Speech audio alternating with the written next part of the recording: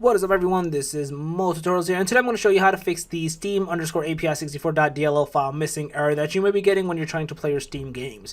So basically, I'm going to show you how to fix this error. So the first thing is you actually want to find, or I'll leave this link in the description below, this DLL file online and download it. So this is one of the best websites that you can use to find DLL files.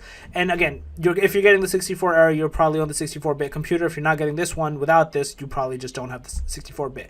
So this specific DLL, like I said, it's only for the 64-bit architecture. So this is the one you want to download, and you want to download the latest one. There's a very high possibility that this DLL file just got either erroneously deleted or some other software disabled it or deleted it when you downloaded it. Hence why this is popping up. So what you want to do is you want to download it. You're going to see it'll say your download will start in like about 5 seconds.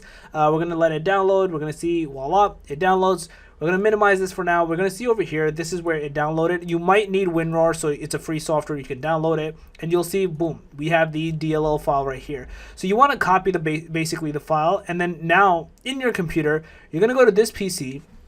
You're going to go in local disk, and in here, you're going to go down into Windows. In here, there's a couple of things what you want to do. So you're going to place this file in 2 places. System32, we're going to paste it in here. So basically just paste the file in here. You'll see there's a bunch of system DLLs here.